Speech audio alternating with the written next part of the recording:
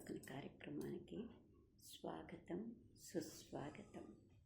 యథావిధిగా ఒక మంచి మాటను మనం ఆత్మావలోకన కార్యక్రమంలో గుర్తు చేసుకుంటూ ఉంటాము. ఈరోజు మనము సొసైటీలో చాలా వరకు నాకు వినపడుతున్నవి, అంటే లీగల్గా కానీ మామూలుగా కానీ ఇన్ జనరల్గా వినిపిస్తున్నవి. ఒక ఫ్యామిలీలో కొత్తగా పోయిన ఇంట్లో అటు అబ్బాయి తల్లితో భార్యకు మధ్య కొంచెం వ్యత్యాసాలు వస్తున్నాయి, ఎక్కువగా జరుగుతోంది. అతను నాకు ప్రిఫరెన్స్ ఇవ్వకుండా ఆమెనే గౌరవిస్తున్నాడు అని ఒకరు, భార్యనే గౌరవిస్తూ తల్లిని గౌరవించట్లేదని కొన్ని ఇళ్లలో. ఇలా ఏదైతేనేమి ఏ రాయైనా సమస్యకు కారణమే అవుతుంది. అందుకని అలా చిన్న చిన్న సమస్యలుగా మొదలై అవి పెద్దగా దారితీస్తున్నాయి. అంటే నాకు అవి వింటూ ఉంటే అనిపిస్తోంది, ఎందుకు ఇలా ఒక మనిషి, ఒక ఎప్పుడూ ఉన్న మనిషి రెండో మనిషి జోడింపు అవుతోంది, ఇద్దరూ సమానమైన వాళ్ళు, అలాంటప్పుడు ఎందుకు ఈ సమస్య వస్తుంది అని నాకు, అంటే ఎన్నో కేసులు నడుస్తున్నాయి, పెంచుకుంటున్నారు, పెద్దవి జరుగుతున్నాయి, సమస్యలు కొన్ని తీరుతున్నాయి, కొన్ని తీరట్లేదు. ఏది ఏమైనప్పటికీ మనం ఆలోచించుకోవాల్సిన అవసరం ఏర్పడింది అనిపిస్తుంది. నేను ఈ ఆత్మావలోకన కార్యక్రమంలో నేను ఆలోచించిన, నాకు అనిపించిన విషయాన్ని మీతో షేర్ చేసుకుంటున్నాను. అది ఎవరికి, అంటే నేను తప్పుగా కాదు, ఎవరిని ఉద్దేశించి కాదు, కానీ మనకు జరుగుతున్నటువంటి ఈ సమస్యకు ఎక్కడ రూట్ ఏంటి, నాకు తోచిన పరిధిలో, నా మనసుకు తట్టిన పరిధిలో నేనేమనుకుంటున్నాను అనేది మాత్రం నేను షేర్ చేయాలనుకుంటున్నాను. అమ్మ ఉంది. అమ్మ అంటే ఎవరు? ముందు నుంచి బిడ్డను హాయిగా ఉండాలి, కాపాడాలి, వెలుగు అంటే వాడి వెలుగే తనకు వెలుగుగా భావిస్తూ ఉంటుంది. ఆ పిల్లవాడి అభివృద్ధినే తన అభివృద్ధిగా మలుచుకుంటుంది. కొన్నిసార్లు తన అభివృద్ధిని ఆపుకొని కూడా బిడ్డ అభివృద్ధి చెందాలని కోరుకుంటూ ఉంటుంది. ఆమె తల్లి. భార్య అంటారు, మనం పరంపరగా ఎప్పుడు చెప్తుంటారు, ఒక బండికి 2 చక్రాలు లాంటి వాళ్ళు భార్యాభర్తలు అంటుంటారు. అంటే భార్య అనేది నీకు సమమైన ఉజ్జి లాంటిది. ఎప్పుడూ ప్రయాణంలో 2 నడుస్తూ ఉండాలి సమంగా. హెచ్చు తగ్గులు వచ్చినప్పుడు బండి ఎలా ఇబ్బంది పడుతుందో, అదే బండికి హెడ్లైట్ లాంటిది అమ్మ. ఏ ప్రాబ్లం వచ్చినా, ఏ బాధ అనిపించినా ఆ తల్లి ఇద్దరికి దారి చూపిస్తుంది, అంటే వెలుగు చూపిస్తుంది. చీకట్లో బండి పోయేటప్పుడు హెడ్లైట్ ఉంటేనే మనకు దారి కనపడుతుంది, లేకపోతే దారి ఉండదు. అందుకని ఆ హెడ్లైట్తో సమానమైంది తల్లి. అందుకని ఆమె స్థానం ఆమెదే, ఆ భార్య స్థానం భార్యదే.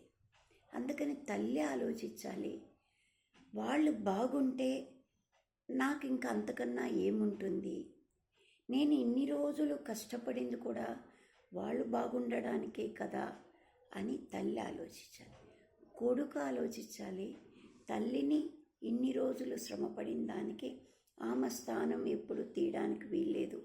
ఆమెను గౌరవ స్థానంలో, అభిమాన స్థానంలో, ఆమెకు అంటే అవసరమైనప్పుడు నీడగా ఉండే స్థానంలో బిడ్డ ఉండాలి.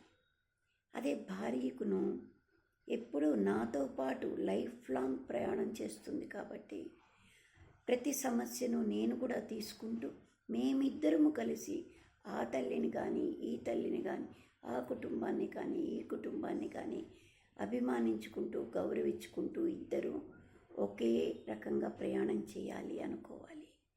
ఇక తండ్రి అంటే బ్రేకులు లాంటివాడు. ఎక్కడైనా పొరపాటు జరుగుతుంది అంటే ఏదన్నా ఇదవుతుంది అన్నప్పుడు బ్రేక్ వేసేస్తాం. అలానే తండ్రి కూడా ప్రతి కుటుంబంలో కూడా ఆ బ్రేక్ వేయగలిగినటువంటి వాడే తండ్రి. అది యాక్సిడెంట్ని ఆపుతుంది. మామూలుగా అయితే బండి ఉదాహరణగా తీసుకుంటే లైఫ్లో పొరపాట్లు జరగకుండా, పొరపాట్లోకి పోకుండా ఆ ఇంటిని సవ్యంగా ఉంచుకుంటూ 10 మందిలో గౌరవ స్థానంలో ఉండేట్టు చేసేవాడు తండ్రి. కాబట్టి తల్లికి ప్రిఫరెన్స్ ఇవ్వాలా, భార్యకు ప్రిఫరెన్స్ ఇవ్వాలా అనే క్వశ్చనే అరైజ్ కాదు. ఎందుకంటే భార్యకి ఇవ్వాల్సిన ప్రిఫరెన్స్ భార్యకి ఇవ్వాలి, తల్లికి ఇవ్వాల్సిన ప్రిఫరెన్స్ తల్లికి ఇవ్వాలి. ఎందుకంటే తల్లి వెలుగునిచ్చేది, భార్య తోడునిచ్చేది. ఎప్పటికీ తోడై ఉండేది భార్య. కంటికి వెలుగులా నిన్ను వెంబడించి నీ అభివృద్ధిని ఇదిని కోరుకునే ఆమె తల్లి కూడా అనుకోవాలి. నేను కూడా సమం కాదు కోడలతో, నేను దానికన్నా అదనం. ఎందుకంటే వాళ్ళ బాగోగులు వాళ్ళకు తెలియవు, నేను అన్నీ తెలుసుకొని వచ్చిన దాన్ని. కాబట్టి వాళ్ళ బాగును, ఇద్దరి అభివృద్ధిని, ఇద్దరిని ఒకటిగా చూడగలిగింది తల్లి. కోడలు అనుకోవాలి అంటే భార్య అనుకోవాలి. నా అత్తగారు నా ఇంటికి నా భర్తను నాకు ఇచ్చి ఒక తల్లి స్థానంలో నిలబడింది. ఆయనకే కాదు తల్లి, నాకు కూడా అలాంటిదే. అత్త అంటే అమ్మ అక్కడ వదిలొచ్చాం కాబట్టి ఇక్కడ అమ్మ లోటు తీర్చగలిగిన ఆమె. తీర్చినా తీర్చకపోయినా అమ్మ కూడా కొన్నిసార్లు నిన్ను కఠినంగా అని ఉండొచ్చు. ఎందుకంటే సమస్య ఉన్నప్పుడు అనక తప్పదు. పిల్లల అభివృద్ధి కోసం, మంచి కోసం కొన్ని అనాల్సి వస్తాయి. అంత మాత్రాన చెడ్డ అయిపోరు. అందుకని భర్త అనేవాడు కూడా అటు తల్లిని ఇటు భార్యని సమంగా చూడొద్దు.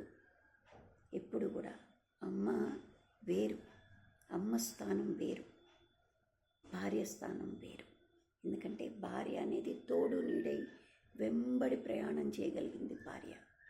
తల్లి నిన్ను కని పెంచి పెద్ద చేసి నీకు ఒక స్థానాన్ని ఇచ్చి, నీకు నా చేయిని ఇంకొకరికి అందిస్తున్నాను, నేను ఓపిక లేనప్పుడు నాలాగా నిన్ను ఆదరించి నిన్ను కడవరకు కాపాడేది భార్య అని నీకు అందిస్తుంది.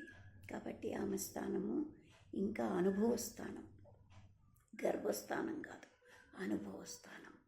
అందుకని ఆ స్థానానికి ఎవరైనా పాటించవలసిన ధర్మం ఏంటి అంటే వాళ్ళని గౌరవించడం.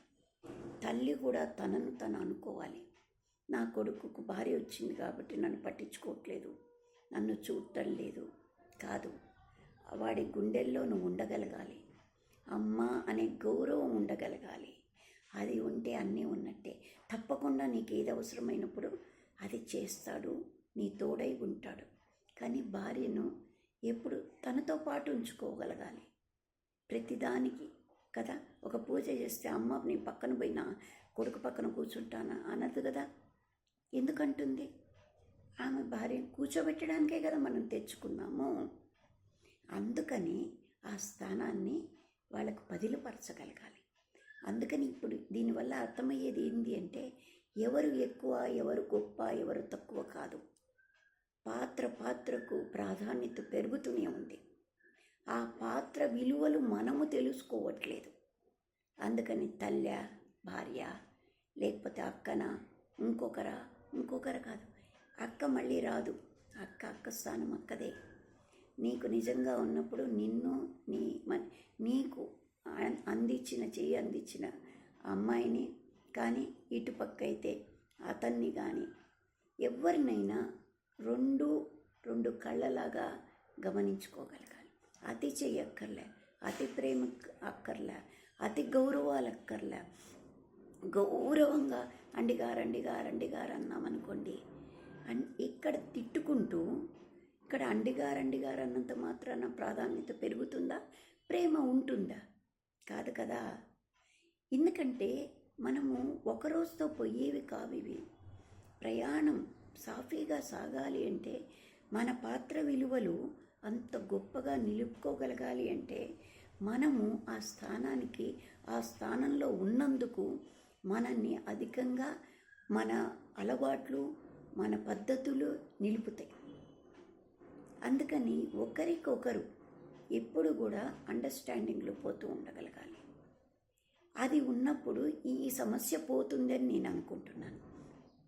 ఎప్పుడైనా ఒక భార్యను తెచ్చుకున్నప్పుడు భర్త అయినా, లేదు భర్తను తెచ్చుకున్నప్పుడు, భర్త వచ్చినప్పుడు భార్య అయినా, పుట్టింట్లో వీళ్ళకైనా గౌరవం ఇవ్వాలి, వాళ్ళు వాళ్ళకైనా గౌరవం ఇచ్చుకోవాలి. ఇది ఫ్యామిలీస్, 2 ఫ్యామిలీస్ ఎక్స్టెండెడ్గా పెరిగి మన కుటుంబం ఇంకా కొంచెం పెద్దదై బలంగా మారుతుంది. అంతేకాని ఇంట్లో ఉన్న వాళ్ళమే భార్య గొప్ప ఇదా, అమ్మ గొప్పదా, ఈ అసలు ఆలోచన ఎందుకు వస్తుంది, అమ్మ ఎందుకు ఇస్తుంది, అలాంటి ఆలోచన కలగడానికి అవకాశము తల్లి స్థానంలో ఉన్న మనం ఎందుకు ఇస్తాం? ఇవ్వకూడదు కదా.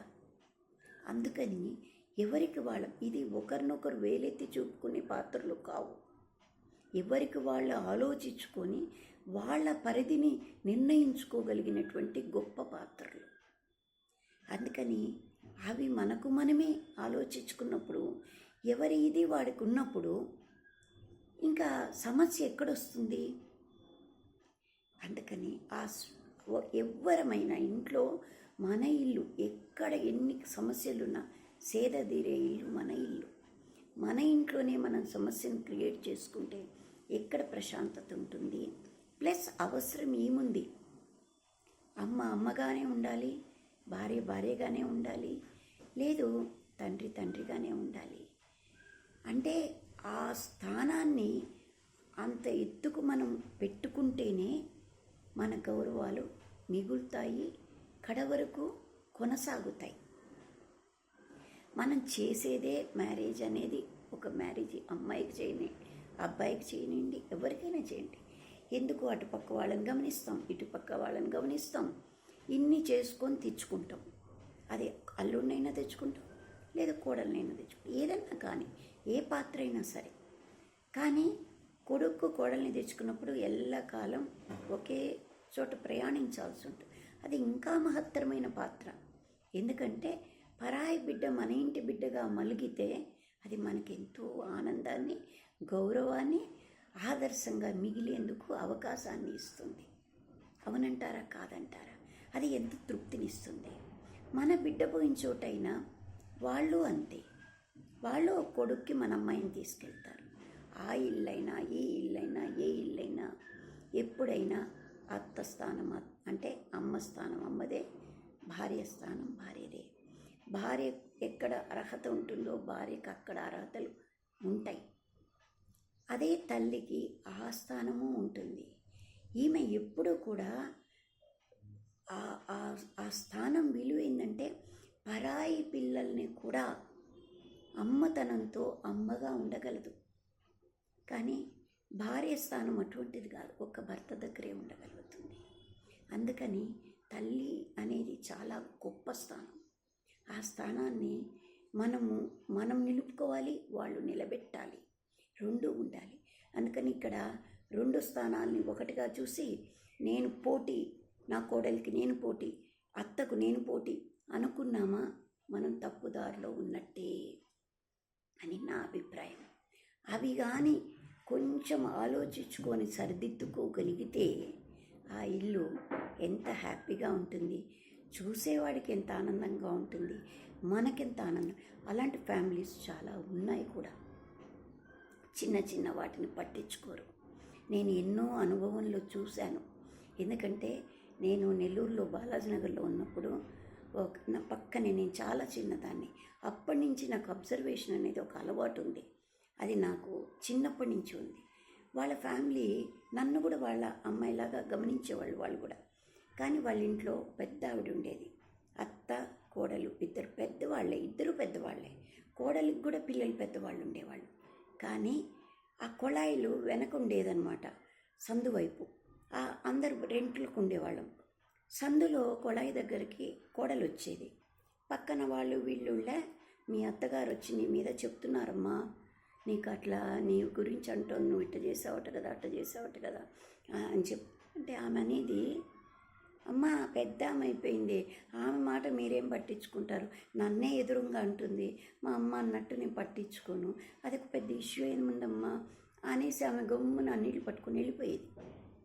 తర్వాత ఆ అత్తగారి అంటే ఈమెకు ఆడపడుచు, ఆ అత్తగారి కూతురు అనమాట, ఆమె వస్తే కోడల దగ్గరకు వచ్చి ఆమె చెప్పేది, అమ్మా ఈరోజు నీ దగ్గర చేతిలో డబ్బులు తక్కువ ఉన్నట్టున్నాయి కదా, పిల్లకు అభిమానించు, కానీ నీకు ఎంతుందో అంతే పెట్టి పంపిమ్మా అని కోడలికి చెప్పేది. కోడలు అత్తగారిని నువ్వు గోంగూర పచ్చడి తిన్నావు అంటే ఒప్పుకునేది లేదు, నేను వెయ్యా అని, ఎందుకంటే ఆమెకు బీపీ ఒళ్ళు పాడవుతుందని భయం ఈమెకు.